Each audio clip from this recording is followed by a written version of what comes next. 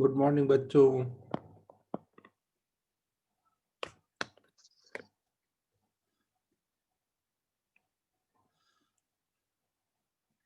Homework try कर लिया है जो लास्ट क्लास में दिया हुआ था?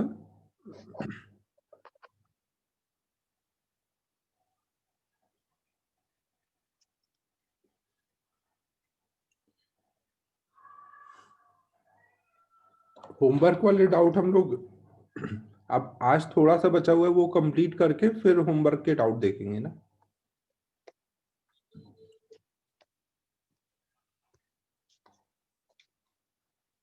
श्रेयस तुझे एक होगा, लेकिन और लोगों को होगा और भी डाउट, तो बाद में ही देखते हैं ना। थोड़ा बचा है, अब कंप्लीट कर लेने दो।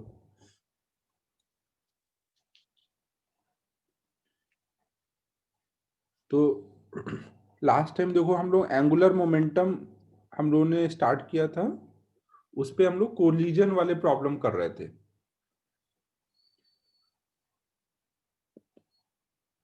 तो उस पे ही अब भी कुछ और प्रॉब्लम कर लेते हैं।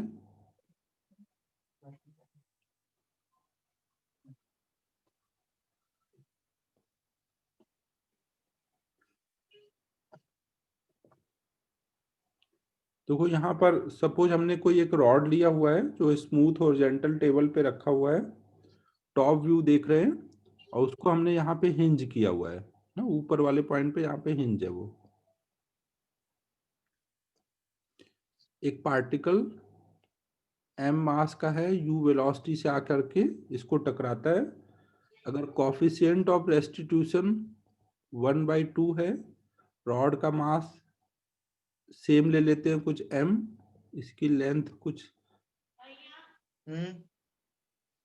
हाँ आकाश म्यूट रखो,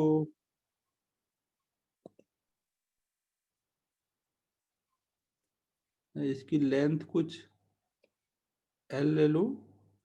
तो हमें बताना है कि after collision find velocity of particle and angular velocity of rod after collision.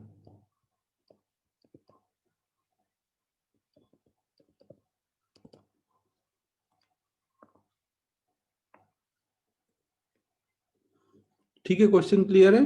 जो हम लोगों ने लास्ट प्रॉब्लम किया था उसमें वो इस पे स्टिक हो गया था, इस बार स्टिक नहीं हुआ है ना। कॉफिशिएंट ऑफ रेस्टिट्यूशन हाफ दिया है। स्टिक होना मतलब कॉफिशिएंट ऑफ रेस्टिट्यूशन 0 है। तो ट्राई करो, ये ऊपर हिंज है ना, यहाँ पे हिंज है, इसके अबाउट घूम जाएगा। दोनों का मास सेम दिया है। ट्राई करो सभी।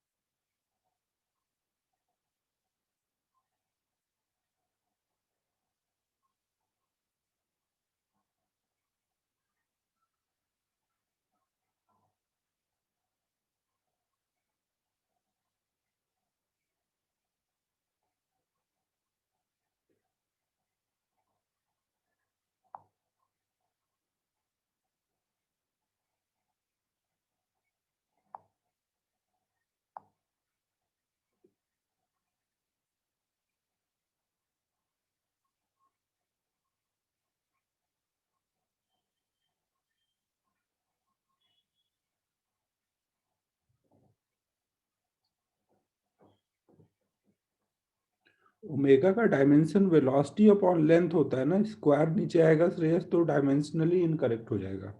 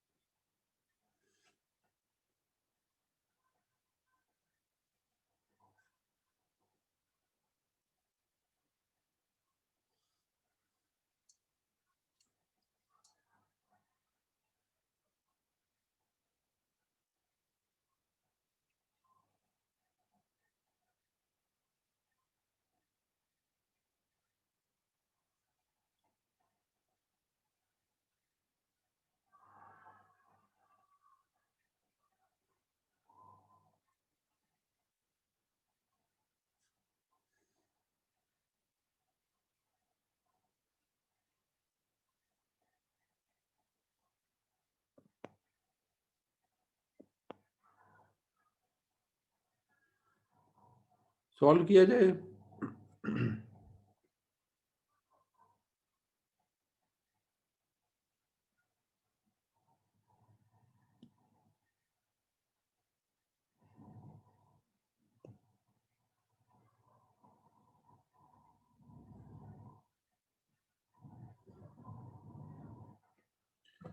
क्या क्या किया श्रेयस, बताओ क्या इक्वेशंस लिखी तुमने?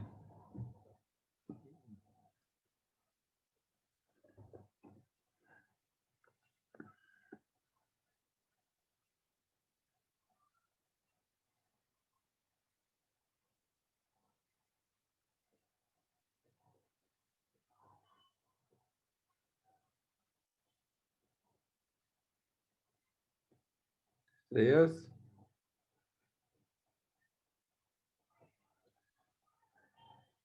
Okay. Newton's law of restitution कैसे लगाया?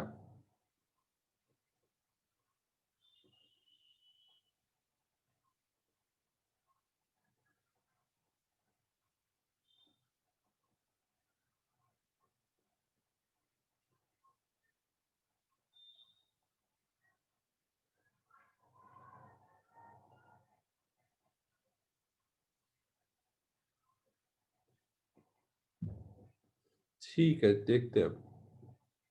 देखो यहां पर मान लेते हैं कि आफ्टर कोलिजन ये जो रॉड होगा ये कुछ ओमेगा से घूम गया है ना। आफ्टर कोलिजन हमने मान लिया कि रॉड कुछ ओमेगा से घूम गया है और जो पार्टिकल है वो आफ्टर कोलिजन उसकी वेलोसिटी v हो गई है ना। हो सकता है ये वापस रिबाउंड किया हो, हमें नहीं पता, तो हम पॉजिटिव डायरेक्शन में ही v मानेंगे। अब देखो क्या आप यहाँ पे अगर दोनों को एक सिस्टम लेते हो तो क्या इसको यहाँ पे मोमेंटम कंजर्व करा सकते हो? क्या हम लोग यहाँ पे मोमेंटम कंजर्व करा सकते हैं?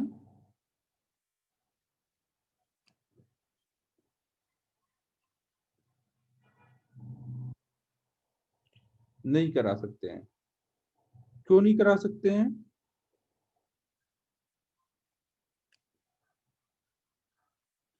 अगर हम रॉड प्लस पार्टिकल को सिस्टम ले तो मोमेंटम क्यों कंजर्व नहीं है? हाँ, क्योंकि यहाँ पे एक्सटर्नल फोर्स है, हिंज का फोर्स एक्सटर्नल फोर्स होगा ना।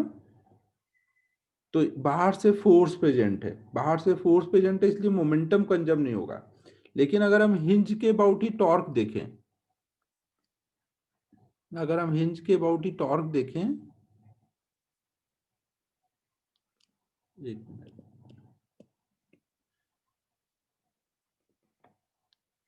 तो हमें पता है कि वो फोर्स वहीं से पास हो रहा है, तो टॉर्क जीरो होगा ना। हिंज के अबाउट टॉर्क जीरो होगा, तो हम बोल सकते हैं कि हिंज के अबाउट एंगुलर मोमेंटम सिस्टम का कंजर्व होगा।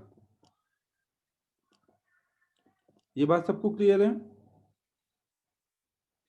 तो हम लोग यहाँ पे सिस्टम का एंगुलर मोमेंटम निकालेंगे, इनिशियल और फाइनल, और कंजर्व करा देंगे। इनिशियल कितना बोलेंगे? देखो एंगुलर मोमेंटम किसका किसका लिखना है, एक तो पार्टिकल का लिखना है, रॉड का लिखना है ना, इनिशियल वाला।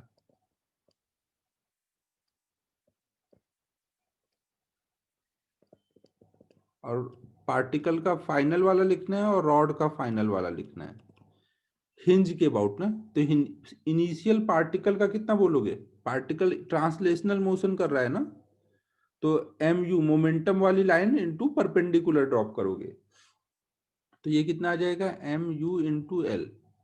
और रॉड शुरू में क्या था, रेस्ट पे था ना, तो रॉड का इनिशियल कितना है, जीरो। पार्टिकल का फाइनल कितना बोलोगे? पार्टिकल बाद में v वेलोसिटी से चल रहा है, तो एम वी परपेंडिकुलर ड्रॉप करोगे तो एम वी एल। और रॉड ओमेगा से घूम गया है ना, ओमेगा से घूम गया है, तो ये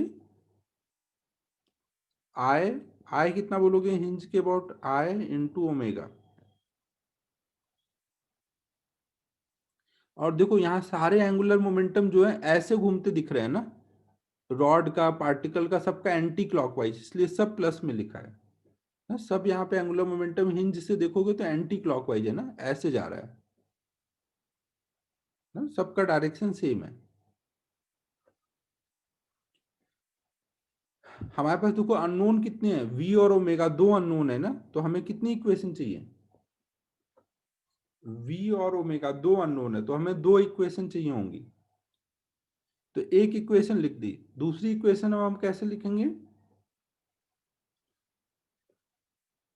दूसरी इक्वेशन हम लोग Newton's law of restitution use करके लिखेंगे ना। न्यूटन्स लॉ ऑफ रेस्टिट्यूशन वाली इक्वेशन क्या होगी,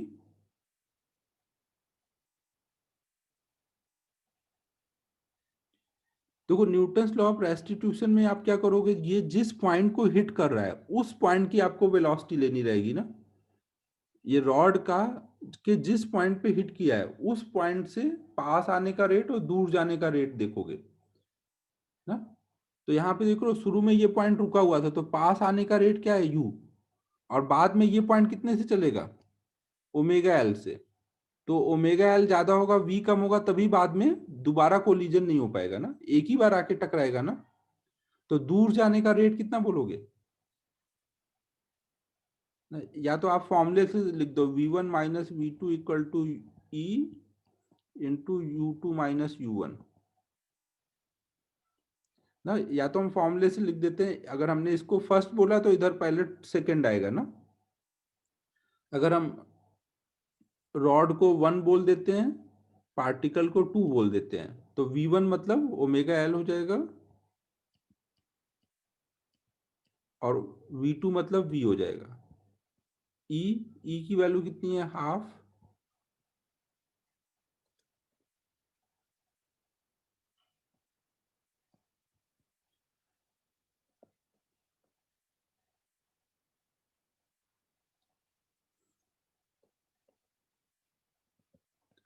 इंटू यू टू ना। यू टू मतलब यू वन जीरो है ना। आपको हमेशा ध्यान रखना है, इधर भी पॉजिटिव वैल्यू लिखनी है, इधर भी पॉजिटिव वैल्यू ना। यहाँ पे क्या है, दूर जाने का रेट क्या होगा, omega L minus V, omega L बड़ा इसलिए बड़ी वाली वेलोसिटी माइनस छोटी वाली velocity into E into U, शुरू में यू माइनस इसकी शुरू की वेलोसिटी, ये जीरो है ना, तो आपको हमेशा प्लस में दोनों साइड लिखना है ना। तो ये हमारा omega L minus V equal to half into U, ये सेकेंड इक्वेशन हो गई।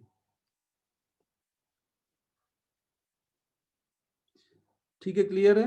अब आपके पास दो अननोन है, दो इक्वेशन है, सॉल्व हो जाएगा। ऊपर से m कॉमन कर दो ना, l कॉमन कर दो, तो सिंपल हो जाएगी ऊपर वाली इक्वेशन भी, फिर आप आराम से इनको सॉल्व कर सकते हो। नहीं श्रेयस, उल्टा नहीं ले सकते, ओमेगा एल बड़ा है v छोटा है, तो ओमेगा एल माइनस वी करेंगे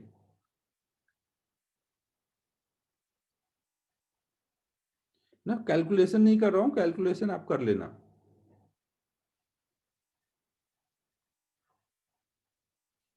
समझ आया सभी को, कोलिजन वाले यहाँ पे रोटेशन में कोलिजन वाले प्रॉब्लम कैसे करते हैं,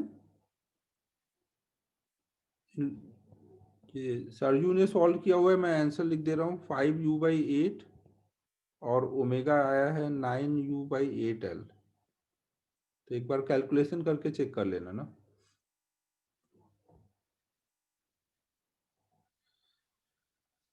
ठीक है, तो रोटेशन में हम लोग कैसे सॉल्व करते हैं, हिंज में जब अगर हिंज होगा तो हिंज के अबाउट एंगुलर मोमेंटम कंजर्व करा देते हैं, और न्यूटन्स लॉ ऑफ रेस्टिट्यूशन लगाएंगे। न्यूटन्स लॉ ऑफ रेस्टिट्यूशन हमेशा जिस पॉइंट पे टकराया है उसकी वेलोसिटी को यूज करके लगाएंगे।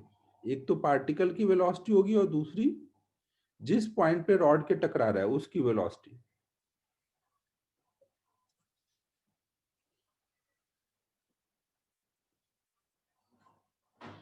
ठीक है, नोट कर लो।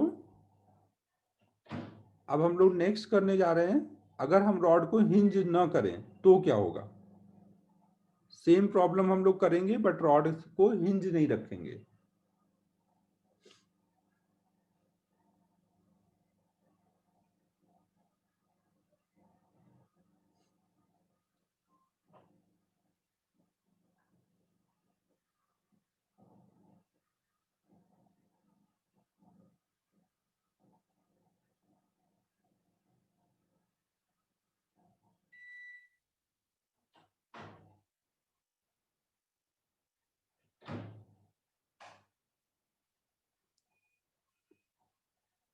नेक्स्ट स्लाइड पे चलें।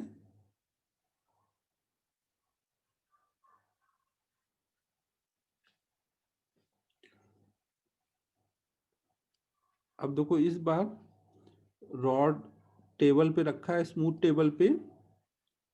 टॉप व्यू हम लोग देख रहे हैं। जल्दी लिखो सलोनी।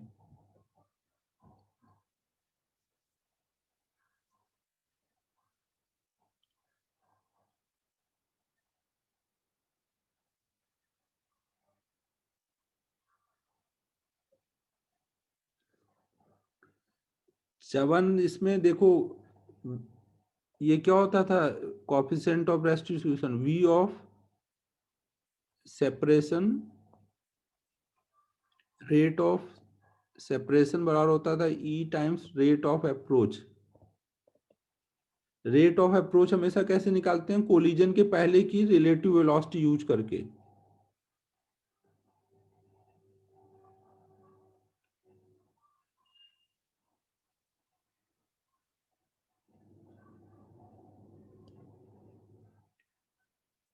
ना कोलिजन के पहले की रिलेटिव वेलोसिटी यूज करके। तो रेट ऑफ सेपरेशन क्या होता है, बाद में ये पॉइंट ओमेगा एल से चला, ये वी से चला ना, तो ओमेगा एल माइनस वी इनके बीच की रिलेटिव वेलोसिटी होगी, जिसकी वजह से ये दूर जा रहे होंगे, तो वो लिखा है यहाँ पर। और ज्यादा दिमाग नहीं लगाना है, तो v1 minus V two equal to E times u2 minus u1 लगा दो। इधर पहले 1 लिखा है तो इधर पहले 2 लिख दो। एक को 1 बोल दो, एक को 2। यहाँ रॉड को हमने 1 बोला है और पार्टिकल को 2 बोला है, तो ये मतलब u2 है, और ये u1 0 है, ये v2 है, इसका ये v1 है। रॉड वाले को 1 लेना है, पार्टिकल को 2, और इसमें डाल दो फॉर्मूले वैल्यू। रॉड का u1 कितना है 0, u2 कितना है u, v1 कितना है ओमेगा एल, और v2 कितना है v। अब बस इसमें फॉर्मूले में डाल दो।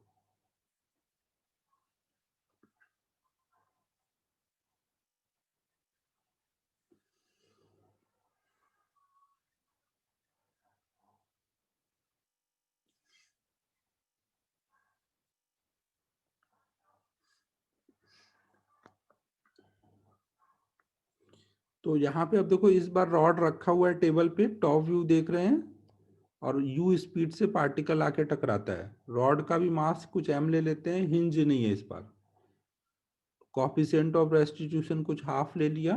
तो हमें बताना है कि आफ्टर कोलिजन रॉड के सेंटर ऑफ मास की वेलोसिटी क्या हो जाएगी, पार्टिकल की वेलोसिटी क्या हो जाएगी, और रॉड की एंगुलर वेलोसिटी क्या हो जाएगी ना। क्या क्या है क्वेश्चन।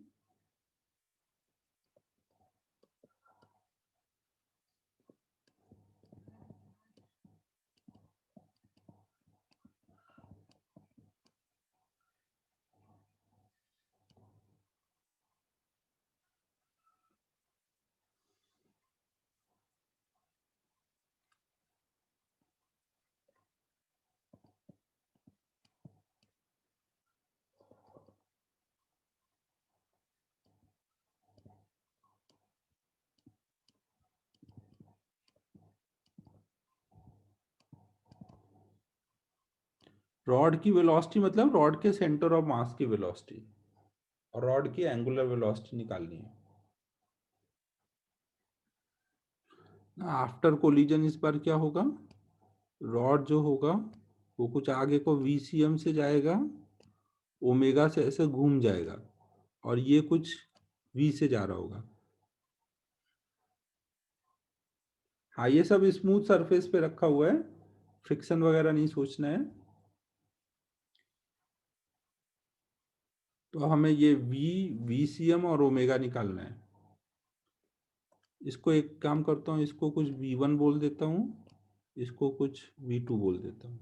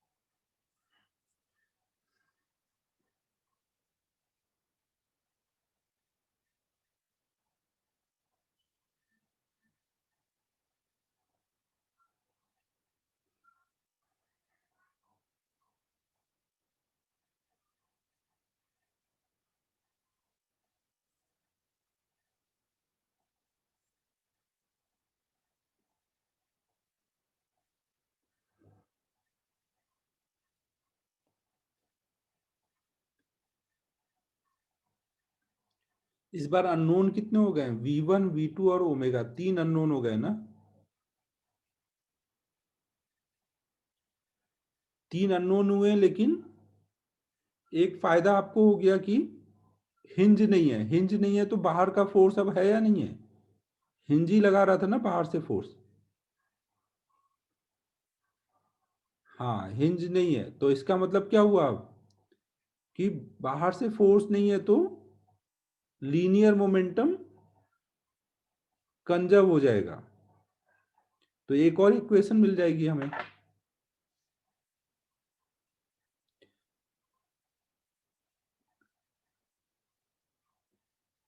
दूसरी इक्वेशन कहां से आएगी? एंगुलर मोमेंटम इस बार किसके अबाउट कंजर्व कराओगे? एंगुलर मोमेंटम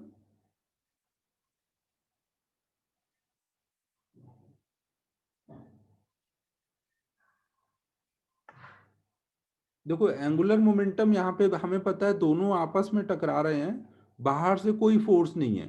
तो आप कोई भी पॉइंट ले लो, जरूरी नहीं है कि पॉइंट रॉड पे ही लो, ग्राउंड पे कोई भी एक पॉइंट ले लो। बाहर से फोर्स नहीं है तो हर एक ग्राउंड से हम कोई भी पॉइंट लेंगे तो हर एक पॉइंट के अबाउट एंगुलर मोमेंटम कंजर्व दिखेगा।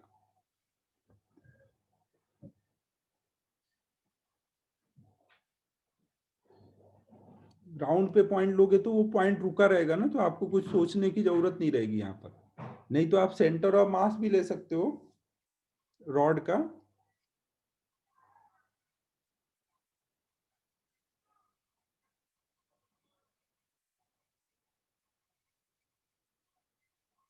आप ग्राउंड पे पॉइंट ले लो ना, कोई भी ग्राउंड पे पॉइंट ले लो। मान लो मैंने यहाँ लिया जो सेंटर ऑफ मास से पास हो रहा है और यहाँ पे ग्राउंड पे पॉइंट लिया है, तो उस पॉइंट से एंगुलर मोमेंटम कंजर्व दिखेगा। कोई भी ग्राउंड पे पॉइंट ले लो, हर एक पॉइंट से एंगुलर मोमेंटम कंजर्व दिखेगा। तो आप ऐसा पॉइंट लो जहां से एटलीस्ट कोई एक का एंगुलर मोमेंटम जीरो हो जाए। या तो यहाँ पे लो, इस लाइन पे लो, या इस लाइन पे लो। ठीक है, मैं अब सॉल्व करता हूँ ना। पहला हम लोग इस बार क्या करेंगे, रॉड प्लस पार्टिकल सिस्टम पे एफ एक्सटर्नल जीरो है, तो इसलिए मोमेंटम हमारा सिस्टम का कंजर्व होगा ना। चेक करते हैं ना अभी। तो मोमेंटम कंजर्व होगा तो हम बोल सकते हैं P initial equal to P final. Initial में क्या क्या होगा, पार्टिकल का कितना बोलेंगे, एम इंटू यू, और रॉड शुरू में रेस्ट पे था। रॉड का लिखोगे तो रॉड का मतलब रॉड के सेंटर ऑफ मास का ना मोमेंटम लिखना याद है ना। पी सिस्टम मतलब P centre of mass. P of rod लिखना है तो किसका लिखोगे, P of rod, P of centre of mass of rod. फिर बाद में क्या हुआ, पार्टिकल V2 से जा रहा है और रॉड V1 से जा रहा है, दोनों का मास सेम लिया है ना। तो इससे हमें एक इक्वेशन मिल गई, V1 plus V2 equal to you.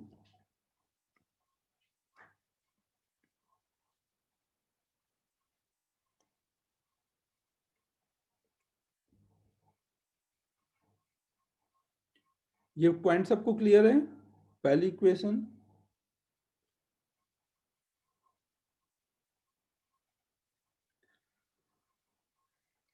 ठीक है, अब नेक्स्ट हम लोग देख रहे हैं एंगुलर मोमेंटम कंजर्व करना। तो आप यहाँ पे कहीं पे भी ले सकते हो, ग्राउंड पे पॉइंट लो, क्योंकि ग्राउंड पे लोगे तो सीडो फोर्स वगैरह का कोई चक्कर नहीं रहेगा ना।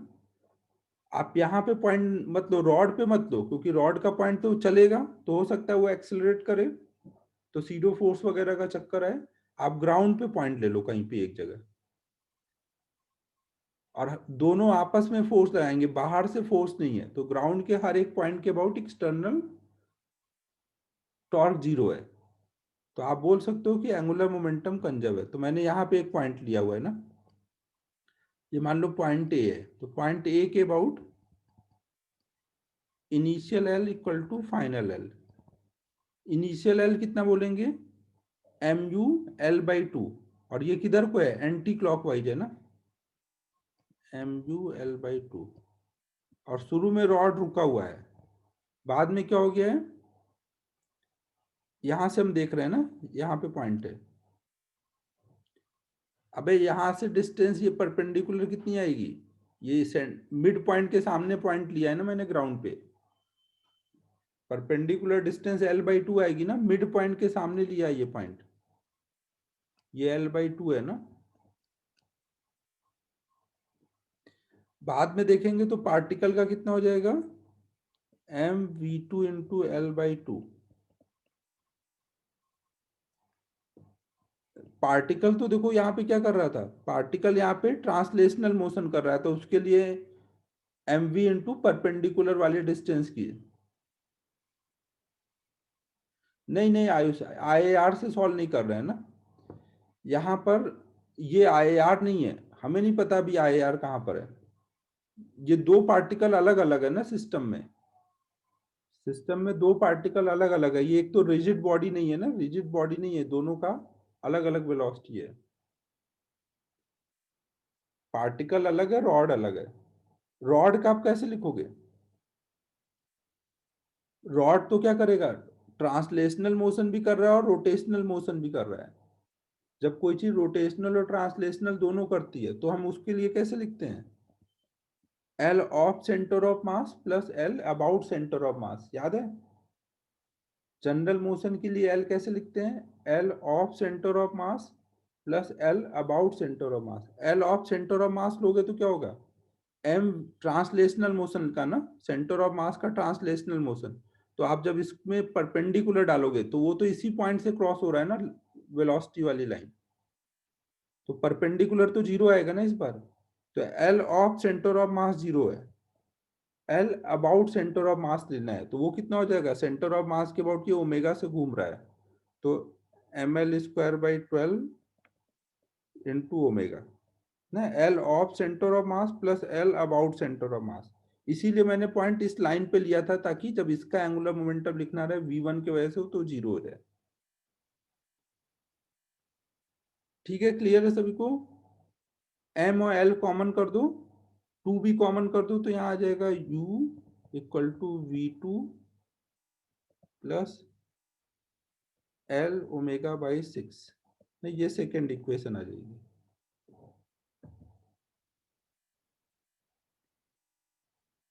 श्रेयस, ये मैंने रॉड का एंगुलर मोमेंटम लिखा है, रॉड जनरल मोशन कर रहा है ना, जनरल मोशन जब कोई चीज करता है तो उसका एल कैसे लिखते हैं, किसी भी पॉइंट के about, L of centre of mass plus L about centre of mass, मतलब L due to translational motion plus L due to rotational motion. तो ट्रांसलेशनल मोशन वाला क्या हो जाएगा, वेलोसिटी वाली जो लाइन है वो इसी पॉइंट से क्रॉस हो रही है, तो ट्रांसलेशनल मोशन वाला जीरो हो गया है। फिर L about centre of mass, about centre of मास की ओमेगा से घूम रहे हैं, तो आई इंटू ओमेगा कर दिया है।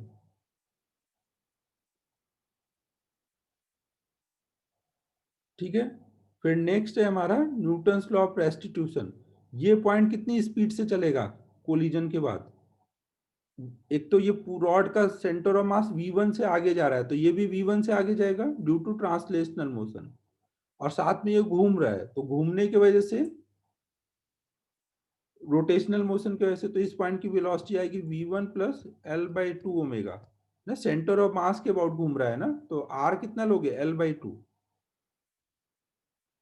तो अब कोलिजन के बाद ये ज्यादा होगा ये कम होगा ना, तो ये माइनस ये करोगे तो रेट ऑफ सेपरेशन मिलेगा, तो रेट ऑफ सेपरेशन हो जाएगा v1 plus L/2 omega minus v2 equal to E times rate of approach. Rate of approach में तो बस u आएगा, ये पॉइंट तो रुका हुआ है शुरू में, ई कितना है, हाफ है,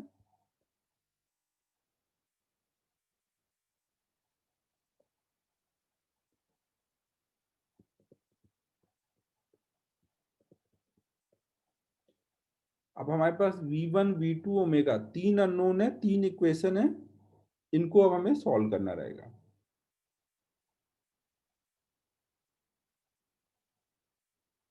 कुछ समझा बच्चों, क्या किया हम लोगों ने इसमें अलग।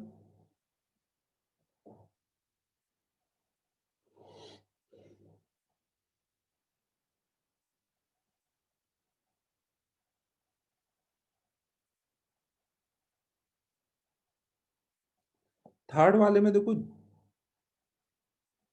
जिस पॉइंट पे कोलिजन हो रहा है ना, उस पॉइंट को लेकर के न्यूटन्स लॉ ऑफ रेस्टिट्यूशन लगाना है। ना, velocity of separation, velocity of separation क्या होती है? रिलेटिव वेलोसिटी दो पॉइंट जो टकरा रहे हैं उनके बीच में ना। तो और यहाँ पे केवल प्लस में वैल्यू डालनी है ना, तो ये वाली वेलोसिटी माइनस ये वाली वेलोसिटी जिस पॉइंट पे टकरा रहे हैं ना उस पॉइंट के लिए, ये क्या हो जाएगी? Rate of separation equal to E times rate of approach. Rate of approach क्या था? जिस पॉइंट पे टकरा रहा था वो रुका हुआ था, ये यू से आ रहा था, तो रेट ऑफ अप्रोच क्या है? इनके बीच का यू। और रेट ऑफ सेपरेशन ये है, ये माइनस ये। कुछ समझ आ रहा है मैं क्या बोल रहा हूँ? अगर आपको ऐसे समझने में दिक्कत है तो एक को 1 लिख दो, एक को 2, और फॉर्मूले में वैल्यू डाल दो। बताऊं ऐसे भी 1 2 लिख करके?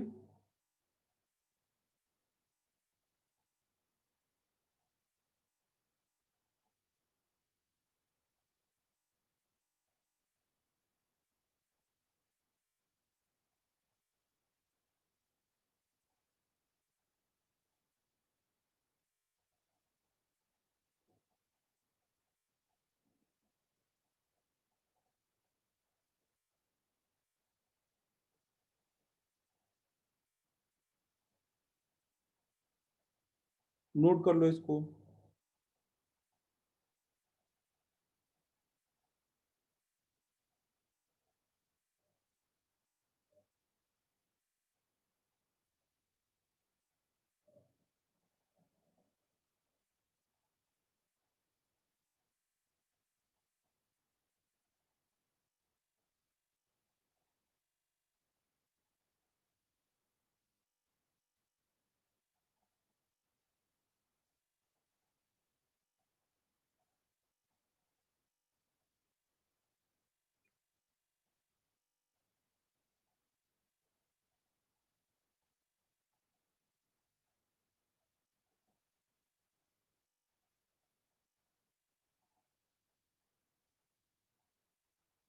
सीओएम से किया तो से इक्वेट किया तो आ जाएगा, क्योंकि सीओएम से करोगे तो सीडो फोर्स का चक्कर नहीं पड़ेगा। बट ग्राउंड पे पॉइंट लेना बेटर है ना, क्योंकि ग्राउंड पे पॉइंट आप यहाँ पे भी ले सकते हो, यहाँ पे भी ले सकते हो, कहीं पे भी ले पाओगे। तो इसलिए ग्राउंड पे पॉइंट लेके करोगे तो आपको ज्यादा इजी पड़ेगा। इस केस में तो कोई दिक्कत नहीं आ रही है। अगर इधर पॉइंट लेना होता तो आप यहाँ लेते तो गलत हो जाता है, यहाँ लोगे ग्राउंड पे तो सही है।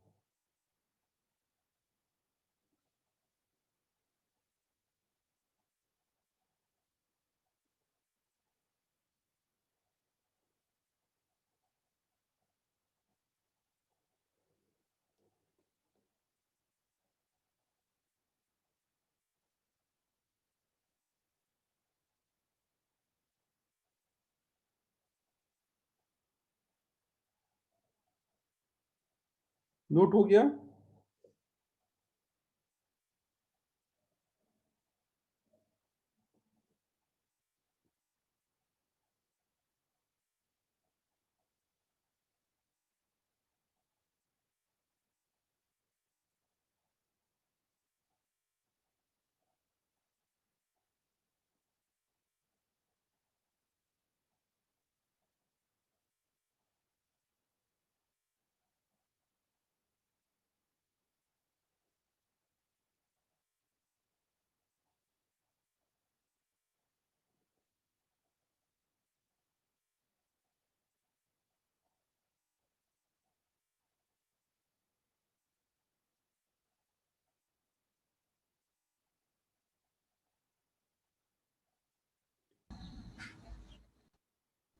अब देखो ये कोलिजन वाले प्रॉब्लम अब बाकी मॉड्यूल से कर लेना। अब और दो टॉपिक रह गए हैं छोटे छोटे, वो करा देता हूँ। एक अब एंगुलर इम्पल्स रह गया और एक टॉपलिंग, दो टॉपिक और छोटे छोटे से हैं, अब वो करते हैं। तो अब नेक्स्ट हम लोग देख रहे हैं एंगुलर इम्पल्स।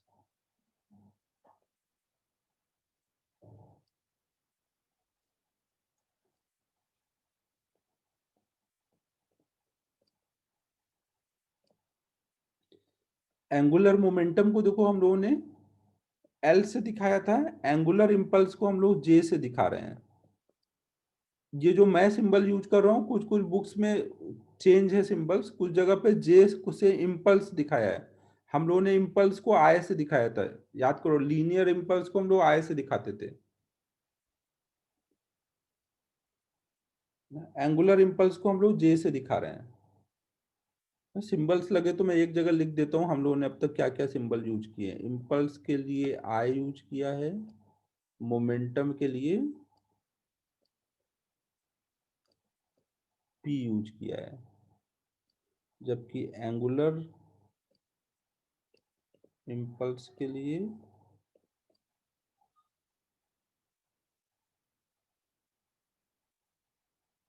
हाँ सलोनी, वैसे करोगे तो आपको इजी रहेगा, कोई कंफ्यूजन का चांस नहीं रहेगा। जे और एंगुलर मोमेंटम के लिए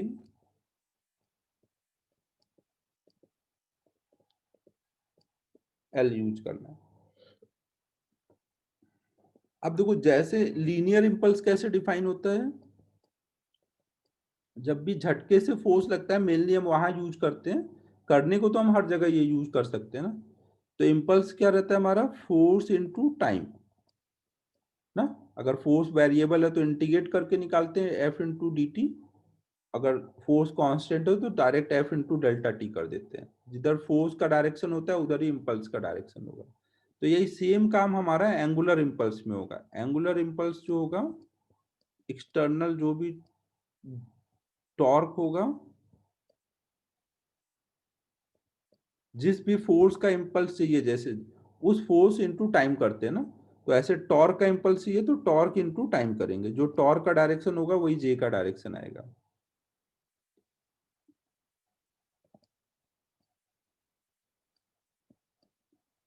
अगर हमारा टॉर्क जो है वो कांस्टेंट है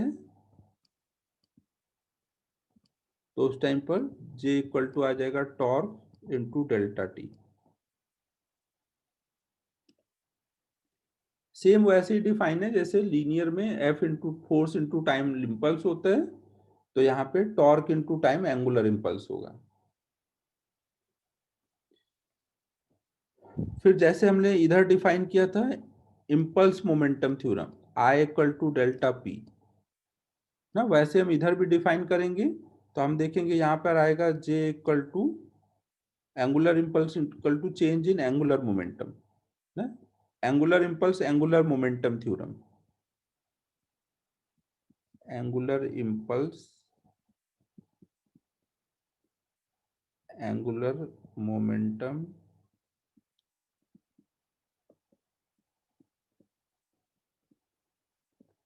डिराइव आप वैसे ही कर सकते हो। आपको पता है कि एल इक्वल टू होता है आई इंटू ओमेगा। अगर हम दोनों साइड डिफ्रेंशिएट कर दें तो D L by D T equal to हम लिख सकते हैं, हमको क्या चाहिए था, अच्छा ठीक है, आई इंटू इधर हम लिख सकते हैं d omega by D t. तो D L by D T equal to आ गया आई इंटू एल्फा।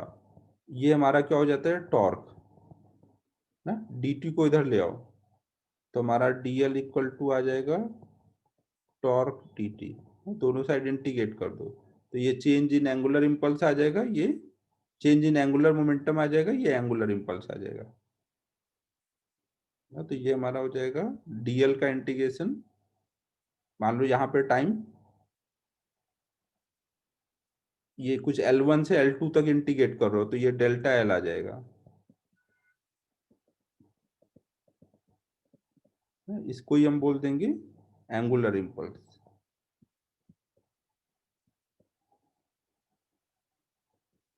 समझो मैं क्या बोल रहा हूँ।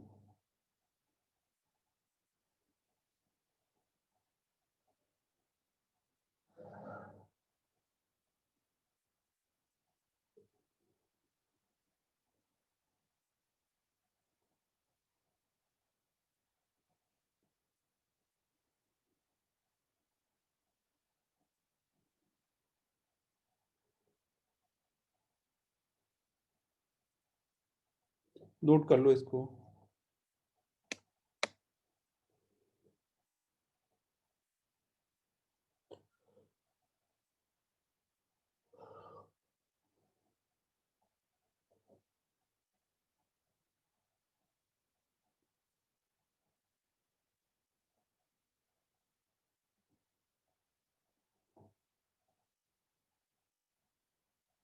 हाँ आदित्य, टॉर्क और टाइम के ग्राफ का एरिया होगा।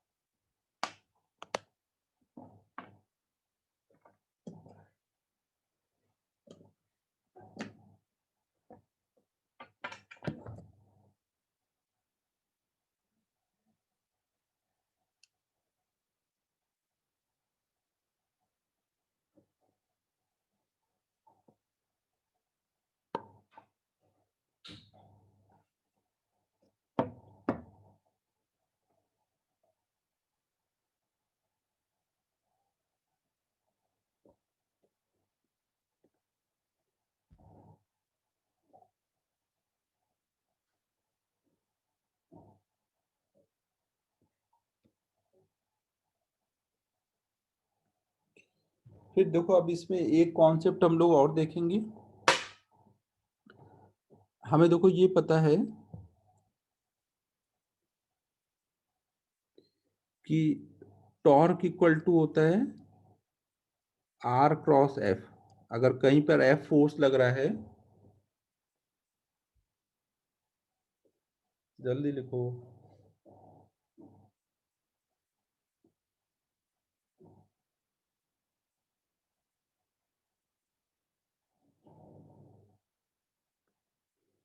टॉर्क इक्वल टू हमने पढ़ा हुआ है ना आर क्रॉस एफ, ना जहां पे आर क्या है, जिस पॉइंट पे फोर्स लग रहा है उसका पोजीशन वेक्टर, और एफ फोर्स है।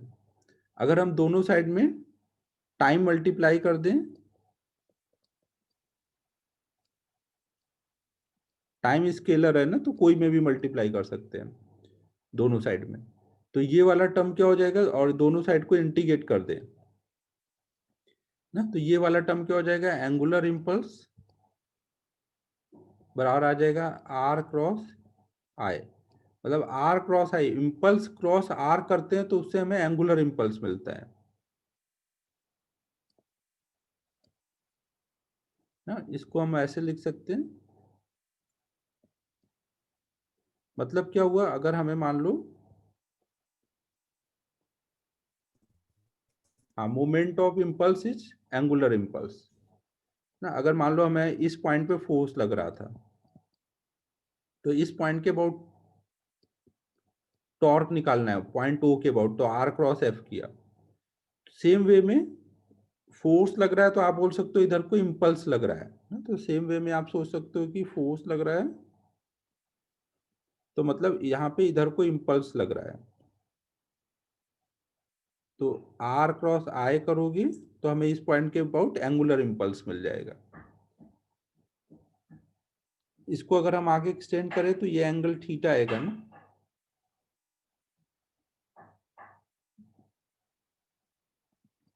तो देखो यहाँ पर हम लोग जे इक्वल टू जो आर क्रॉस आई है उसको लिख सकते हैं R into I into sine theta. ऐसे लिख सकते हैं ना, R into I into sine theta. इसको हम ऐसे लिख लेते हैं R sine theta into I. अगर हम इम्पल्स वाली लाइन को पीछे एक्सटेंड करें तो ये अपोजिट एंगल थीटा आएगा, और यहाँ से परपेंडिकुलर डालें ना। अगर ये साइड आर है तो ये साइड जो आएगी वो आर साइन थीटा आएगी ना, परपेंडिकुलर वाली साइड।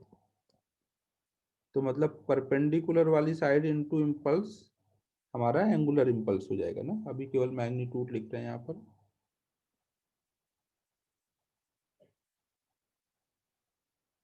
तो हम अक्सर ये वाला फॉर्मूला यूज करेंगे ना, कहीं पे भी इम्पल्स दिया होगा और एंगुलर इम्पल्स निकालना होगा तो परपेंडिकुलर वाली डिस्टेंस इनटू आई कर देंगे।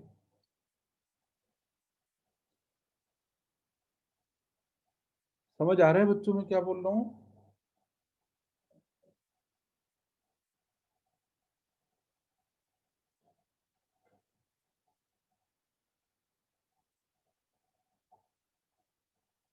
नोट कर लो इसको भी।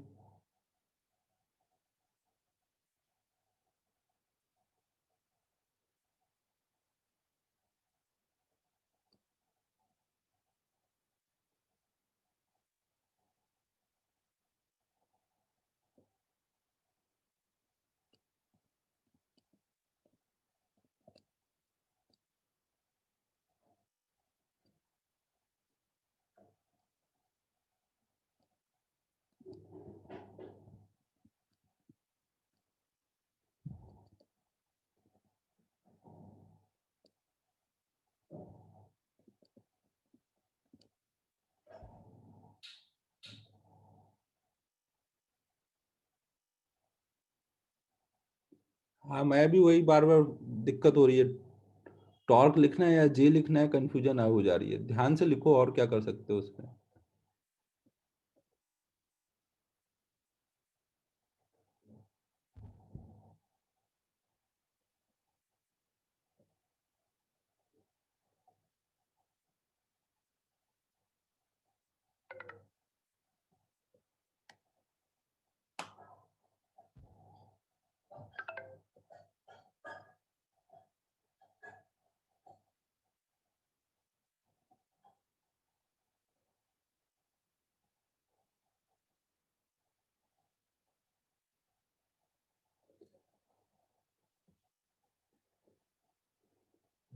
हो जाएगा, आदत हो जाएगी थोड़े टाइम में, जे दिमाग में सेट हो जाएगा एंगुलर इम्पल्स।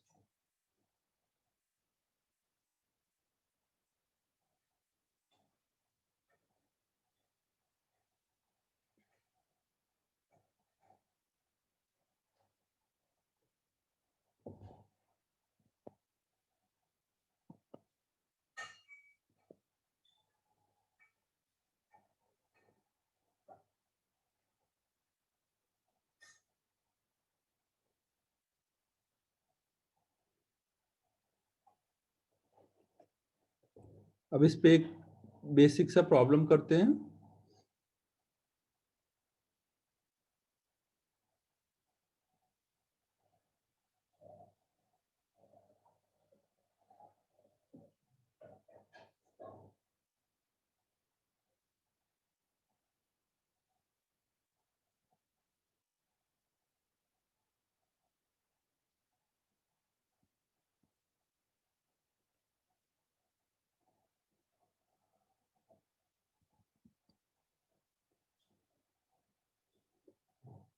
संडे के टेस्ट में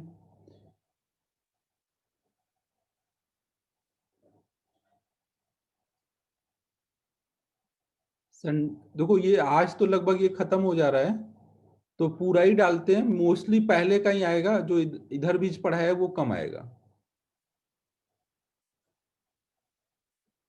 ये जो पढ़ा हुआ है ये बेसिकली जो क्लास में जैसे प्रॉब्लम की है एज इट इज या सेम टाइप का आएगा, बाकी पहले का आएगा।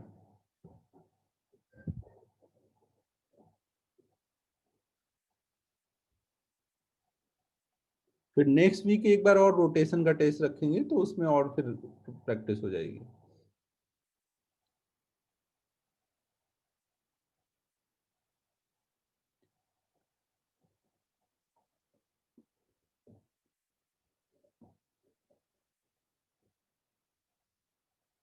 नेक्स्ट अब हीट शुरू करेंगे ना, मैकेनिक्स अब थोड़े से चैप्टर बचे हैं, दो तीन, वो अब सिंपल वाले हैं, वो बाद में कर लेंगे। अब हीट शुरू करते हैं।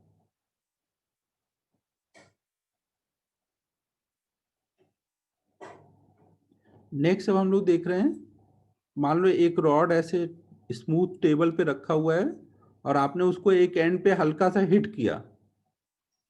हाँ, वही हीट, वही थर्मो, मतलब हीट एंड थर्मोडायनेमिक्स चैप्टर का नाम होता है।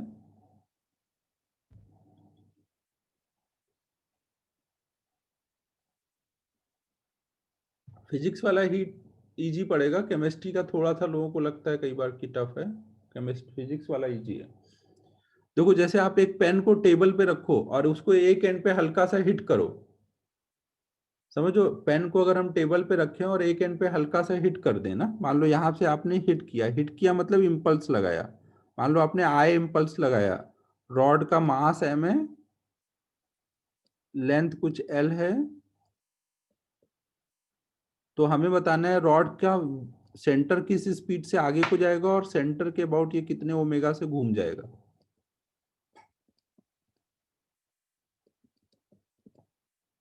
क्वेश्चन समझे ना? पेन को जैसे टेबल पे रख के हम लोग कॉर्नर पे मार दे, हल्का सा ऐसे मारते हैं ना, नेल से हल्का सा मार दे, तो वो क्या होगा, रॉड पेन आगे जाएगा और साथ में घूमेगा भी। तो कितने से आगे जाएगा और कितने से घूमेगा ये निकालना है ना।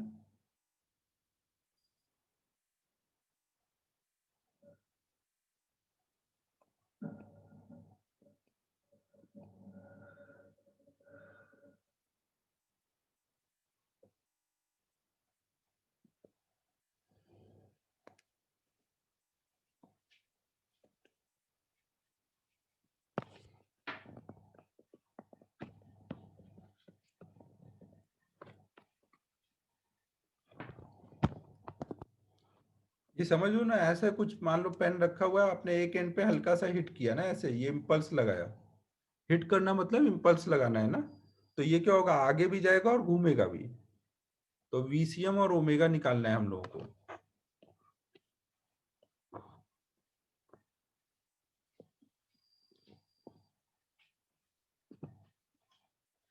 एंगुलर इम्पल्स मतलब मोमेंट ऑफ इम्पल्स, इम्पल्स लगा रहे हो तो इम्पल्स से जो टॉर्क आ रहा है उसका इफेक्ट एक तरह से वो।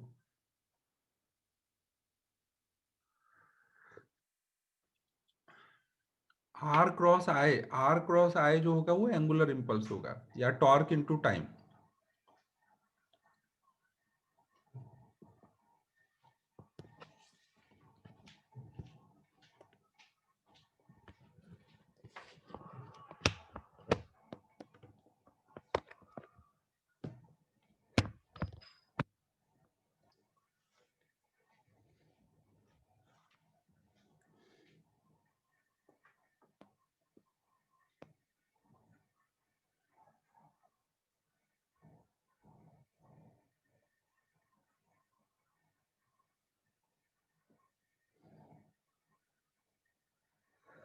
ओमेगा सरयू सही करो, एंगुलर इम्पल्स है ना, तुमने मास से डिवाइड कर दिया है।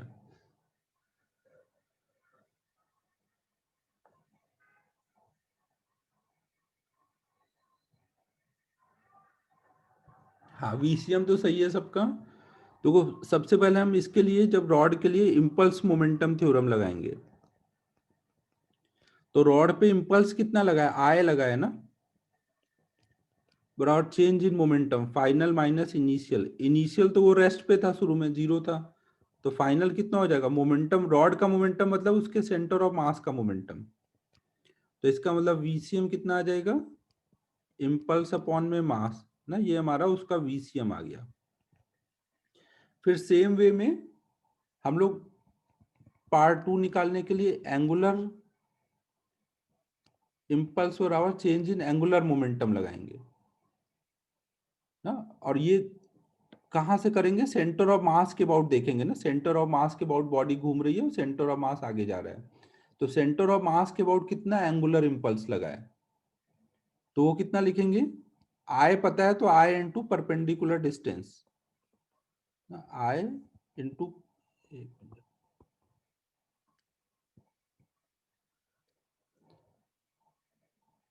आई इंटू परपेंडिकुलर डिस्टेंस, ये हमारा एंगुलर इम्पल्स हो गया, चेंज इन एंगुलर मोमेंटम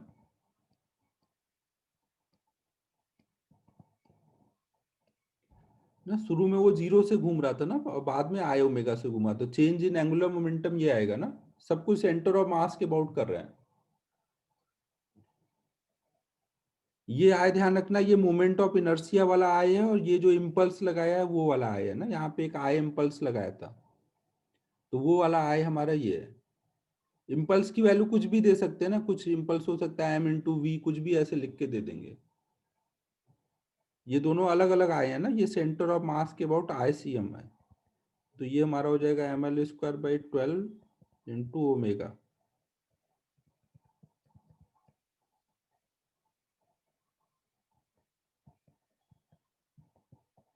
तो ओमेगा आ जाएगा 6I/ml।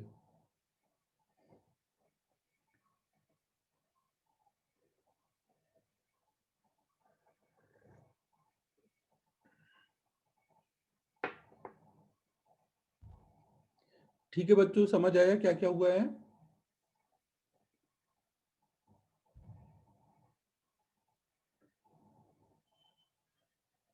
इम्पल्स मोमेंटम थ्योरम लगाओगे तो V आएगा, angular impulse angular momentum theorem लगाओगे तो ओमेगा आ जाएगा। इम्पल्स दिया है तो एंगुलर इम्पल्स निकालेंगे कैसे? तो I into perpendicular distance.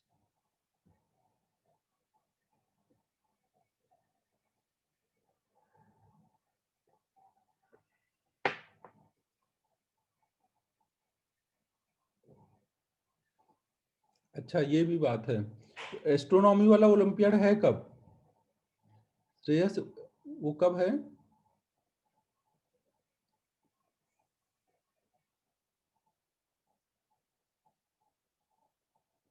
Feb का फर्स्ट संडे।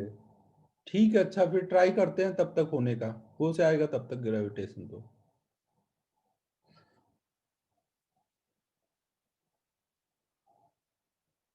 कल्पेश कहाँ पे पूछ रहे हो?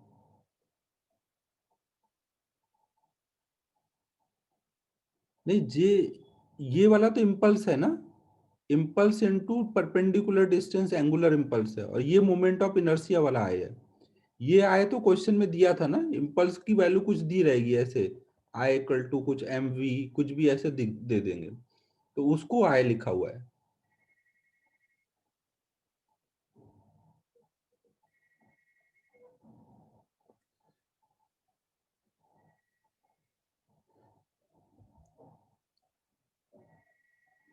आप कोई और भी पॉइंट के अबाउट ले सकते हो, लेकिन ग्राउंड पे पॉइंट लेना सलोनी। अगर कोई और पॉइंट ले रहे हो तो ग्राउंड पे ले लो। रॉड पे केवल सेंटर ऑफ मास ही ले सकते हो, तो सेंटर सीडो फोर्स का चक्कर नहीं पड़ेगा। बाकी और कहीं पर अगर आप ले रहे हो तो सीडो फोर्स लेना पड़ेगा, या तो ग्राउंड पे ले लो तो भी वही बात होगी। आप सेंटर ऑफ मास के सामने यहाँ पे कोई पॉइंट ले सकते हो, और उसके अबाउट भी लोगे तो ये सेम आता। VCM की वजह से कोई एंगुलर मोमेंटम नहीं आता, केवल ये वाला टर्म ही आता। आप ध्यान रखो, जब ऐसे रॉड वगैरह के क्वेश्चन हो तो बेटर होता है CM सेंटर ऑफ मास से सॉल्व करना, कोलिजन वगैरह होता है तो ग्राउंड से सॉल्व करना। कोलिजन में ही ग्राउंड यूज किया करो।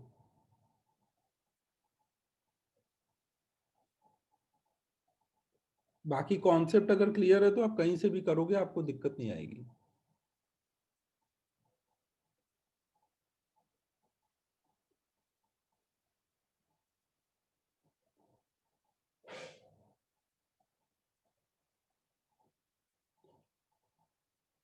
ठीक है, हो गया, यहाँ तक नोट हो गया।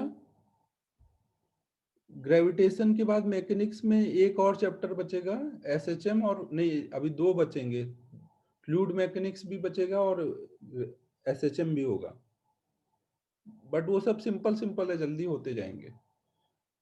नए कॉन्सेप्ट वाले अब फिर चैप्टर नहीं मिलेंगे, ये सब जो अभी ये पढ़ रहे हैं ये सब आगे यूज होंगे। नहीं, ये हर चैप्टर में यूज हो जाते हैं, मतलब ये बेसिक्स थे, अब बेसिक हो गए हैं। SHM मतलब सिंपल हार्मोनिक मोशन, ओसिलेशन वाला चैप्टर, पेंडुलम जो टाइम पीरियड निकालना वो वाला। ये जो रोटेशन तक था वो अपना बेसिक था ना, ये अपने को आगे हर जगह यूज होता है। आकाश वाले 18 से करने वाले हैं हम लोग यार, फर्स्ट फेब से सोच रहे थे बट अभी फाइनल नहीं है, जल्दी करके फाइनल बताते हैं ना, थोड़ा भी फीडबैक मिला नहीं है बाकी लोग जो शुरू किए उनका क्या चल रहा है, करते हैं जल्दी शुरू।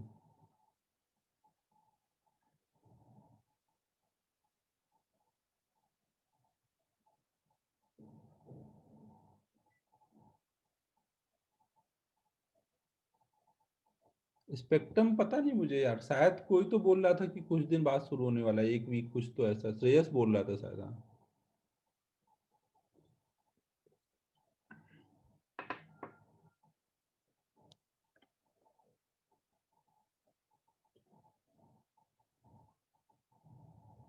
ये नोट कर लो अब। टॉप लिंक बस एक टॉपिक और बचा हुआ है,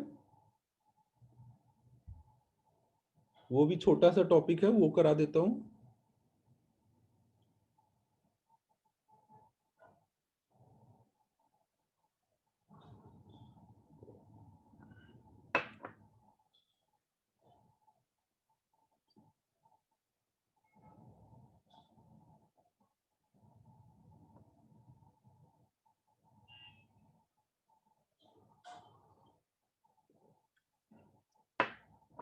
ये इम्पल्स तो यार आगे थोड़ा थोड़ा कभी कभी आ सकता है।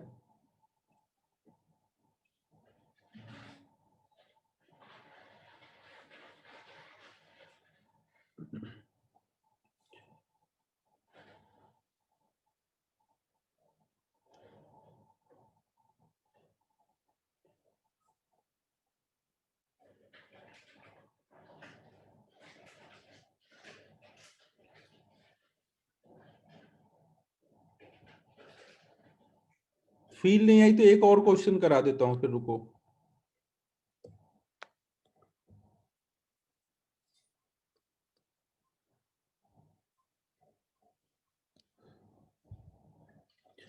ये देखो, मान लो हमने एक रॉड लिया और रॉड के लेंथ से L/4 डिस्टेंस पर यहाँ पे हमने हिट किया, इम्पल्स लगाया कुछ 2 MV, इम्पल्स की वैल्यू दी है ना, m रॉड का मास है। तो हमें बताना है कि रॉड का सेंटर ऑफ मास कितने स्पीड से चल देगा और कितने ओमेगा से घूम जाएगा।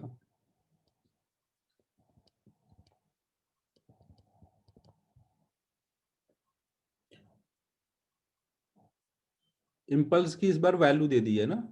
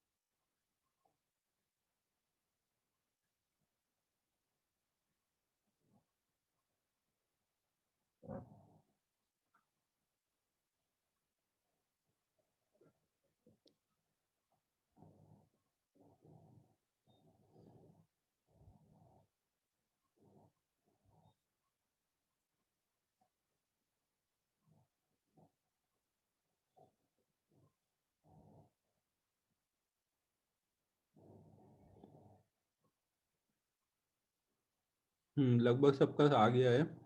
हम लोग पहले इम्पल्स मोमेंटम थ्योरम लगा देंगे। तो इम्पल्स कितना लगा है, 2 MV, change in momentum m into VCM minus 0, तो VCM की वैल्यू आ जाएगी 2V।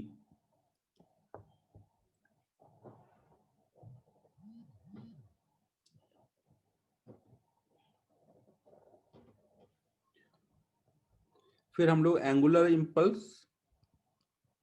Equal to change in angular momentum theorem लगा देंगे ना। तो हमने मान लो पिछली बार हमने सेंटर ऑफ मास बोला था, इस बार ग्राउंड पे यहाँ पे पॉइंट लिया हुआ है। इसके अबाउट देखते हैं। इसके अबाउट देखेंगे तो एंगुलर इम्पल्स क्या है, परपेंडिकुलर डिस्टेंस कितनी है, L/4। तो एंगुलर इम्पल्स कितना लगा, 2 MV I into L/4, I into R perpendicular किया ना, और चेंज इन। अब जब इस पॉइंट से देखेंगे तो L due to translational motion 0 दिखेगा ना। अबे ये पूरी लेंथ L है ना भाई आदित्य, यहां से यहां तक तो L/2 ही होगा ना। ना, L final minus L initial, initial तो रॉड रुका हुआ था, उसका कुछ भी नहीं था। फाइनल क्या बोलोगे? L due to translational motion 0 आएगा, L due to rotational motion आएगा ml²/12 इंटू ओमेगा।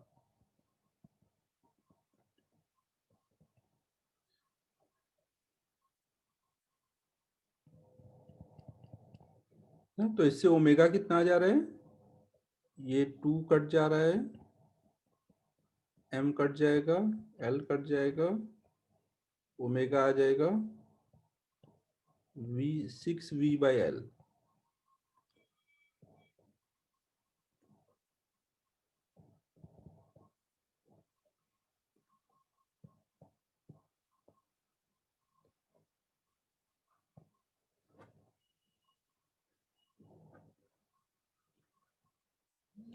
समझो ना, इस बार मैंने ग्राउंड पे पॉइंट दे करके दिखा दिया कि ऐसे कर सकते हैं।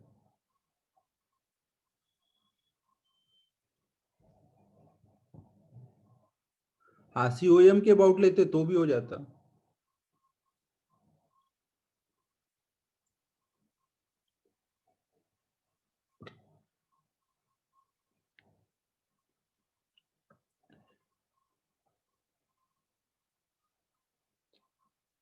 अब टॉपलिंग केवल एक और टॉपिक रह गया है।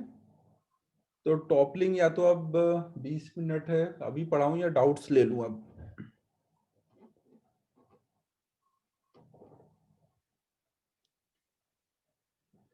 देखो, फाइनल एंगुलर मोमेंटम हम कैसे लिख रहे हैं? पहले आप ये याद करो कि अगर कोई भी बॉडी VCM से जा रही है और ओमेगा से घूम रही है, तो किसी पॉइंट के अबाउट हम लोग L कैसे लिखते थे?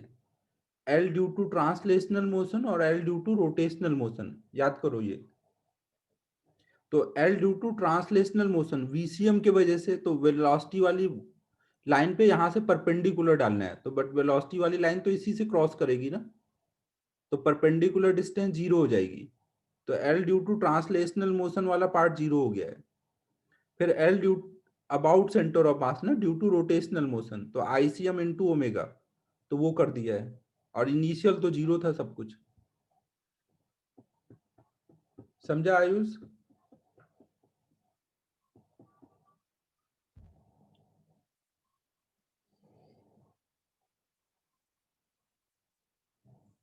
एक और इस पे प्रॉब्लम करा देता हूं।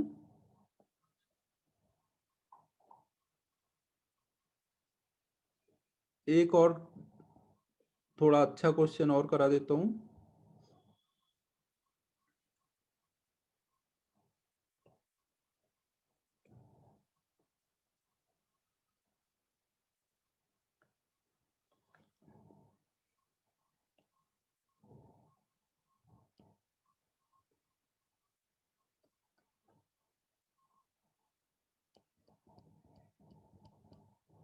सपोज हमने एक सॉलिड स्फीयर लिया, इसके सबसे ऊपर वाले पॉइंट के अलोंग हमने इम्पल्स लगाया m इंटू वी।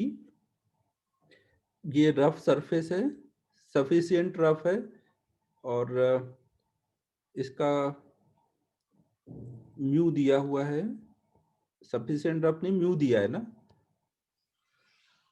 तो और इसका मास m है, सॉलिड स्फीयर का मास m है। तो जब हम यहाँ पे इम्पल्स लगाएंगे तो थोड़ी देर स्लिपिंग होगा, फिर प्योर रोलिंग होगा। तो हमें बताना है speed of solid sphere when it will start pure rolling.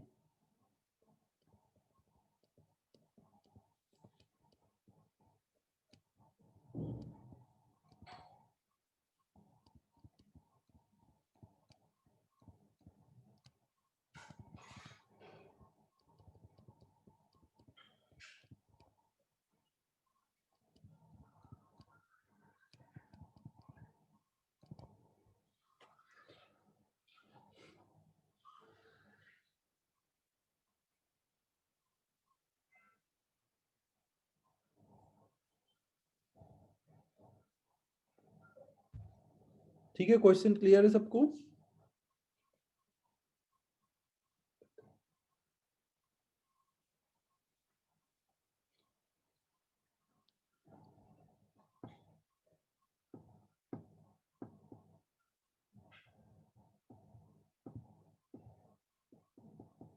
Next class में अब टॉपलिंग और जो भी बचे हुए डाउट होंगे वो करेंगे ना। टॉपलिंग में आधा घंटा लगेगा, फिर 1 घंटे कल डाउट कर दूंगा।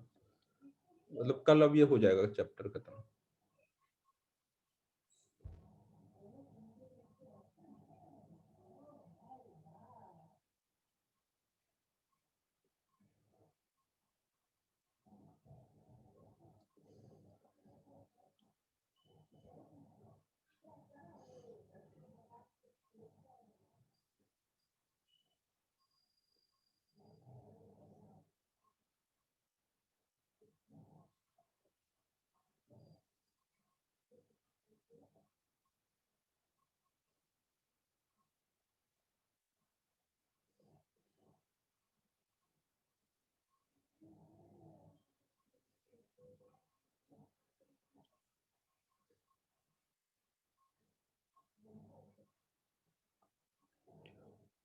अबे टाइम कहाँ से आएगा भाई श्रेयस, क्या बोल रहा है तू? जब ये प्योर रोलिंग स्टार्ट हो जाएगी तब का वी निकालना है।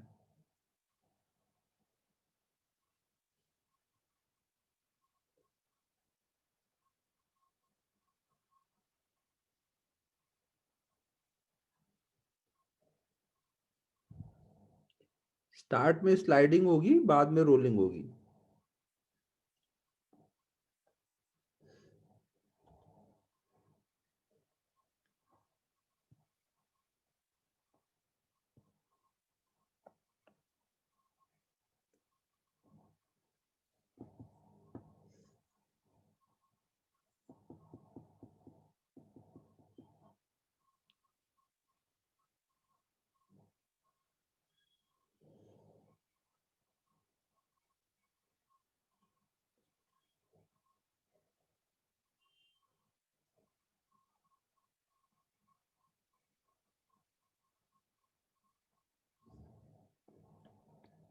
ठीक है, अब सॉल्व करते हैं। देखो पहले आप क्या सोचोगे कि जब आपने यहाँ पे इम्पल्स लगाया तो ये कितने वी से चल देगा और कितने ओमेगा से घूम जाएगा। है इम्पल्स में क्या फ्रिक्शन का कोई रोल आएगा शुरू में? जैसे आपने इम्पल्स लगाया, इम्पल्स तो एक dt टाइम में लगेगा ना। तो एक dt टाइम में फ्रिक्शन तो नॉन इम्पल्सिव है यहाँ पर, तो फ्रिक्शन कुछ नहीं करेगा ना। शुरू में उसको इस इम्पल्स से कुछ v मिल जाएगा, कुछ ओमेगा मिल जाएगा, उससे वो चलने लगेगा। और फ्रिक्शन फिर उसको चेंज कराएगा v और ओमेगा को, और बाद में प्योर रोलिंग शुरू हो जाएगी। तो हमें शुरू का v और ओमेगा निकाल लेना है। शुरू का v और ओमेगा कितना आ जाएगा? मान लो ये शुरू में कुछ vcm से चला और ओमेगा से घूम गया है। अब ये, या इसको v1 लिख देता हूं ना। ये कुछ शुरू में v1 से चला और ओमेगा 1 से घूम गया है। तो ये v1 और ओमेगा 1 कितना कितना आएगा? तो इसके लिए इम्पल्स मोमेंटम थ्योरम लगाएंगे तो v1 आ जाएगा।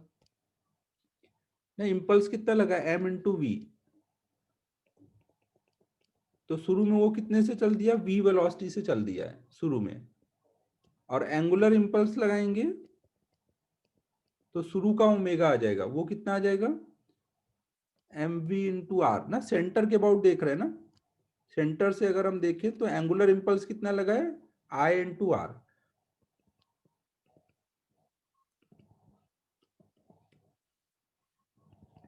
सॉलिड स्फीयर है तो इसको क्या लिखेंगे? 2/5 mr² इंटू ओमेगा माइनस 0।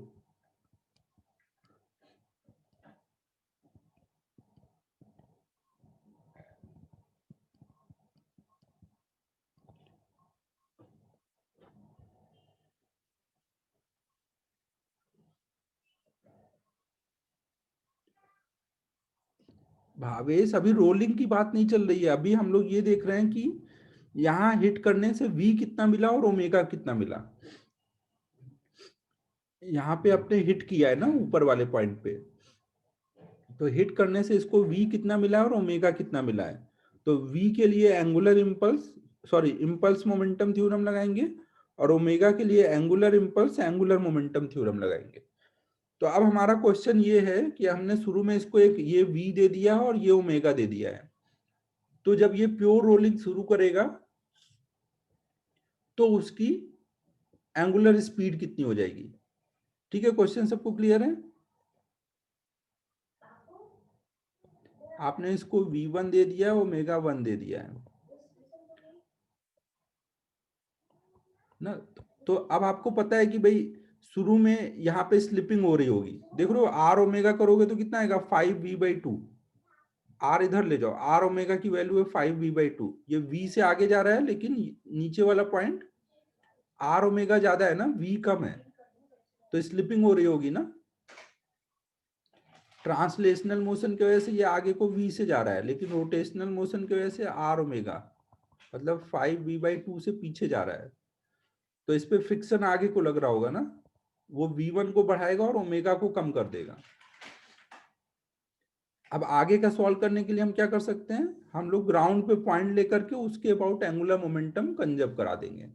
मान लो ग्राउंड पे हमने एक पॉइंट लिया, तो अब जब प्योर रोलिंग शुरू हो जाएगी तब मान लो ये VCM से जा रहा है और ओमेगा से, ओमेगा इसको 2 बोल देते हैं, मान लो ये V2 से जा रहा है और ओमेगा 2 से घूम रहा है ना प्योर रोलिंग के टाइम पर, तो ग्राउंड पे पॉइंट लेंगे तो फ्रिक्शन तो उसी से क्रॉस करेगा ना, तो ग्राउंड वाले पॉइंट के अबाउट एंगुलर मोमेंटम जो भी शुरू में आ गया वही हमेशा बना रहेगा ना।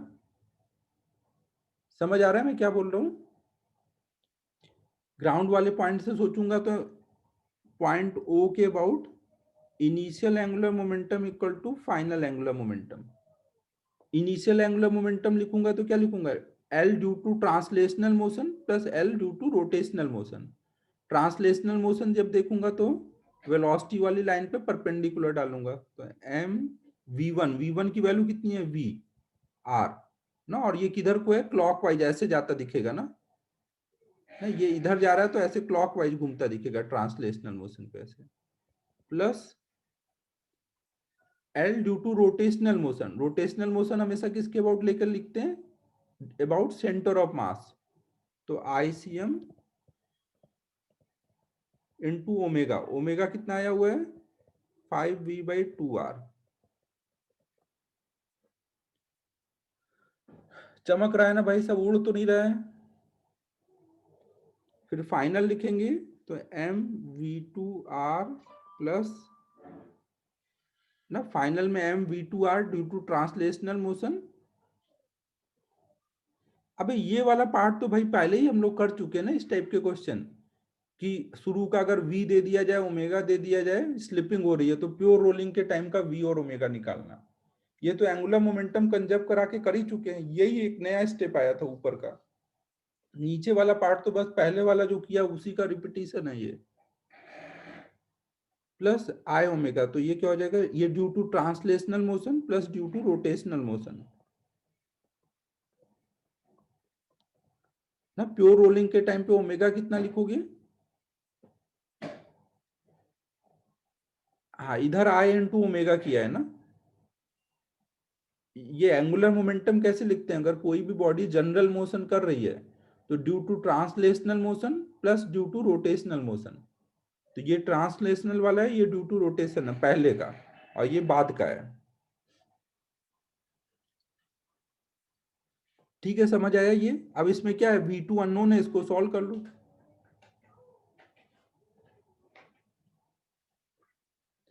ये वाला पार्ट जो था क्वेश्चन का, ये आपने पहले ही प्रैक्टिस किया हुआ है ना, बस नया ये ऊपर वाला पार्ट था। तो ये सॉल्व करके कितना आया, V2 की वैल्यू 10v/7।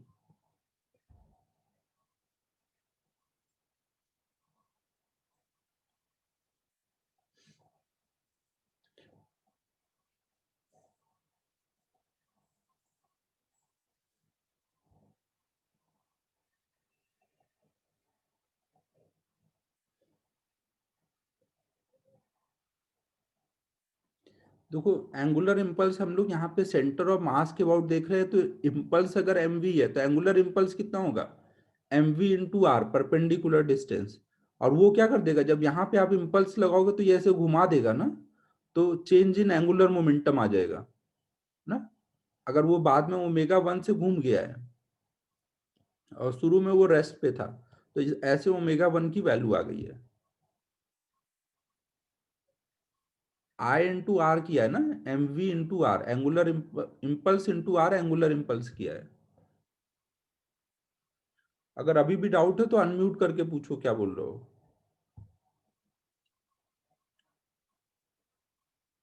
सलोनी समझ गया? अच्छा ठीक है।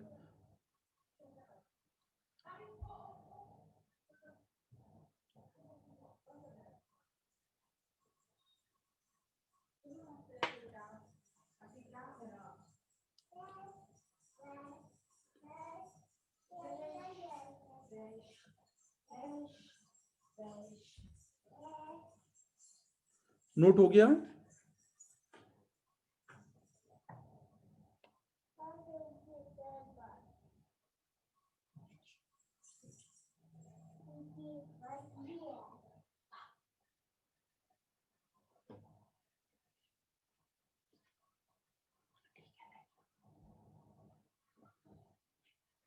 ये कैलकुलेशन कर लेना भाई, ये भावेश बोल रहा है 30v/7 आ रहा है।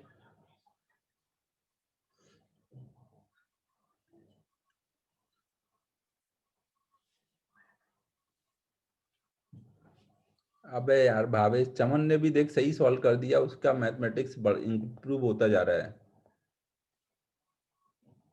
तुझे भी क्लास लेनी पड़ेगी अब पवार सर की।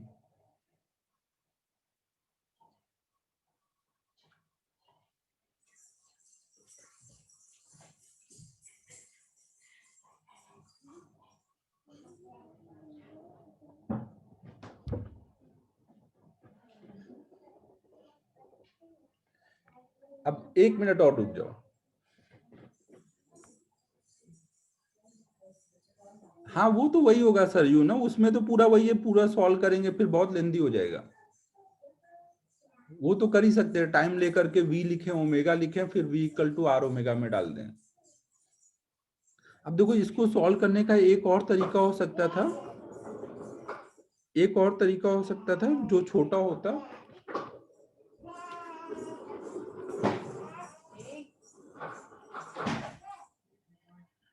इसका मेथड 2 कर रहे हैं, जिसमें देखो हम अगर ऐसे सोचते, ग्राउंड पे हमने पॉइंट लिया और यहां पे इंपल्स लगाया, तो जो भी इस इंपल्स की वजह से एंगुलर मोमेंटम में चेंज आया है, वो चाहे मैं अभी का लिखूं या बाद का लिखूं, उसमें कोई चेंज होगा क्या? मैं अगर angular impulse equal to angular momentum theorem लगाऊं और इस पॉइंट से इनिशियल एंगुलर, इस पॉइंट से एंगुलर इंपल्स लिख दूं।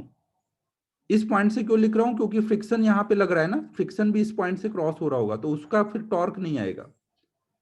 अगर कोई और पॉइंट लूंगा तो फ्रिक्शन भी आ जाएगा वहां पर।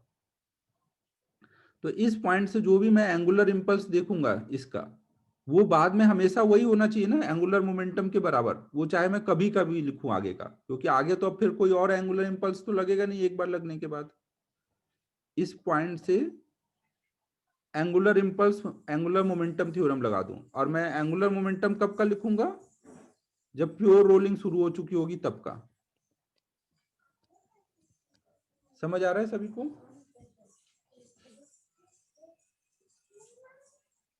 एक बार ही आपने एंगुलर इंपल्स लगाया ना, और फ्रिक्शन यहीं से जाएगा, तो फ्रिक्शन का टॉर्क इस पॉइंट के अबाउट 0 है। तो इस इंपल्स का जो एंगुलर इंपल्स आया वही आया है बस, बाकी और आगे कुछ भी चेंज नहीं होगा मोमेंटम में, एंगुलर मोमेंटम में। तो मैं इस पॉइंट के about angular impulse angular momentum theorem लगा दूंगा। तो मैं क्या लिखूंगा? इनिशियल एंगुलर इंपल्स कितना बोलूंगा? I/2, ये परपेंडिकुलर डिस्टेंस कितनी है? 2r।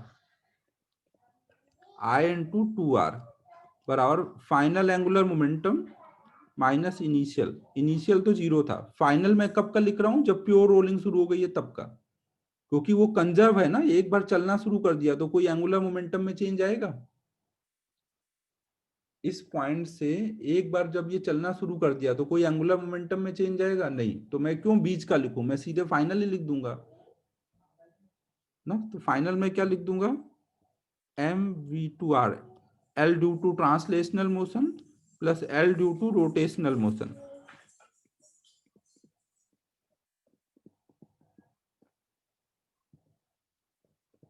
ना। अब इसको सॉल्व कर दूंगा तो v2 आ जाएगा। m और r हर जगह से कट जाएगा, तो ये आ जाएगा 2v = v2 प्लस 2v2/5। तो आ जाएगा 10v/7। समझ आया कुछ मैंने क्या किया?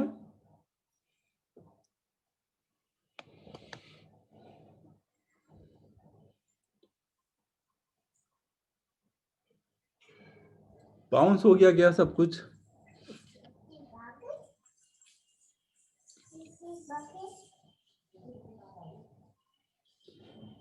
यार देखो, रोटेशन में थोड़ा बहुत तो बाउंस होना था, वो आज की लास्ट वाली क्लास है उसमें ही थोड़ा सा ज्यादा अब शुरू हो गया ये सब।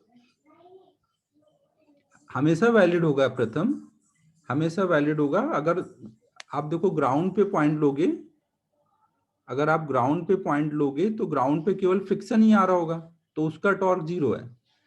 तो इम्पल्स की वजह से जो भी एंगुलर इम्पल्स आया वो बराबर होगा एंगुलर मोमेंटम के। कभी कभी देख लो एंगुलर मोमेंटम, क्योंकि और तो कोई आना नहीं है यहाँ पर, एक बार जो आ गया वही आगे तक रहना है। तो मैंने एंगुलर इम्पल्स लिखा बराबर फाइनल एंगुलर मोमेंटम लिखा। फाइनल कभी कभी लिख लो, इसमें एक बार चलना शुरू कर दिया तो कभी कभी लिखो। थोड़ा रिवीजन करना सब कुछ, एक बार फिर से खुद से सॉल्व करना तो हो जाएगा। श्रेयस देखो ग्राउंड पे पॉइंट लिया है ना, ग्राउंड से जब पॉइंट लूंगा हमें पता है कि इस पॉइंट के अबाउट एंगुलर मोमेंटम कंजर्व है ना, इस पॉइंट के अबाउट एंगुलर मोमेंटम कंजर्व है, तो इसलिए मैंने इस पॉइंट के अबाउट एंगुलर इंपल्स लिखा और वो बराबर किया चेंज इन एंगुलर मोमेंटम। अब एंगुलर मोमेंटम इस पॉइंट के अबाउट देखूंगा तो चाहे शुरू का लिखूं या बाद का लिखूं हमेशा सेम है ना। अबे मुझे पता है ना इस पॉइंट के अबाउट एंगुलर मोमेंटम कंजर्व रहता है, फ्रिक्शन यहीं से क्रॉस करेगा, तो मैं तुरंत बाद का लिखूं, जैसे इंपल्स लगा तुरंत का लिखूं या बाद का लिखूं, कभी का भी लिखूं हमेशा सेम रहेगा ना वो। यही तो किया था ना पीछे, इस पॉइंट के अबाउट एंगुलर मोमेंटम कंजर्व कराया था, तो बीच का लिखना ही क्यों, सीधे फाइनल पॉइंट का लिखो। श्रेयस चमक रहा है मैं क्या बोल रहा हूं?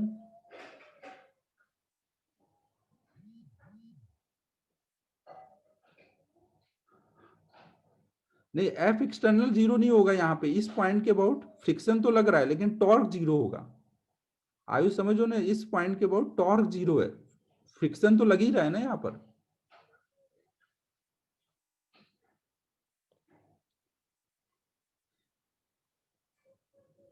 तो मैंने ये कंजर्व नहीं कराया, देखो angular impulse angular momentum theorem लगाया है, फ्रिक्शन की वजह से कुछ नहीं हुआ, जो हुआ इसके वजह से हुआ है, तो इसके वजह से J equal to delta L लगाया है। इस पॉइंट से सोचूंगा तो फ्रिक्शन की वजह से कुछ नहीं होगा, जो भी होगा इसके वजह से होगा, तो वही लिखा है मैंने।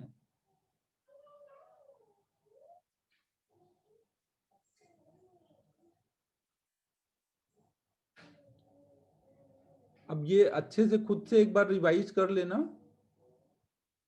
खुद से सोचना, सॉल्व करना, नहीं होगा तो फिर डाउट के लिए ग्रेविटी आ सकते हो आप लोग, उधर समझा दूंगा ना।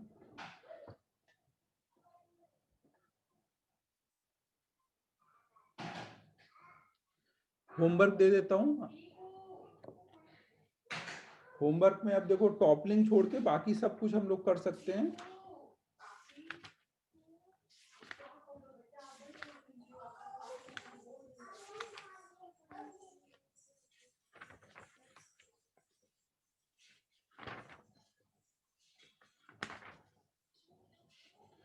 देखो मैं थोड़ा सा ये बता देता हूं, टॉपलिंग मतलब कोई ब्लॉक होगा उस पर फोर्स लगा रहे होंगे तो वो ऐसे गिर जाएगा, ये वाले अगर कुछ भी क्वेश्चन आए तो वो छोड़ देना ना, बाकी सब कर लेना। मीटिंग एंड होने के बाद भी देखो मैं पढ़ा पा रहा हूँ, टैलेंट है मेरा ये। तो आप इनटेक्स एक्सरसाइज 5 कंप्लीट कर लेना, एक्सरसाइज 1 कंप्लीट कर लेना। इनटेक्स एक्सरसाइज 5 कंप्लीट और एक्सरसाइज 1 कंप्लीट। टॉपलिंग वाला छोड़ देना, कोई ब्लॉक को गिरने का क्वेश्चन हो तो वो छोड़ देना। इसमें ज्यादातर तो किया हुआ है, इनटेक्स 1 में तो ज्यादातर आपका, सॉरी इनटेक्स एक्सरसाइज 1 में तो हो ही गया ज्यादातर आपका। 10 क्वेश्चन बस हैं 61 से 71, इसमें तो केवल 10 क्वेश्चन है, और इंटेक्स 5 भी शायद पहले दिया था कुछ। हाइंटेक्स 5 भी दिया है, बहुत थोड़ा ही होमवर्क दिया है।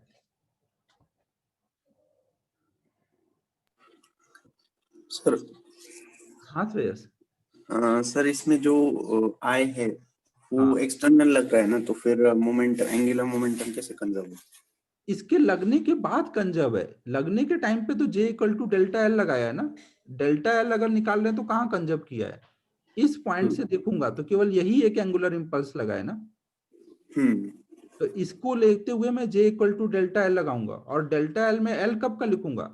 किसी भी टाइम का लिख दूं, क्योंकि इस पॉइंट के अबाउट एक बार जो भी एल आ गया वो हमेशा वही सेम बना रहेगा ना। हाँ हाँ हाँ, समझा सर। सर पर फ्रिक्शन भी लग रहा है ना, तो फिर हाँ, तो सेम इसीलिए इस पॉइंट से लिया ना, कि इस पॉइंट से लिया तो फ्रिक्शन का टॉर्क 0 हो गया है। हाँ समझा सर। तो अब बाकी अब आप एक बार खुद से कर लेना सॉल्व ना।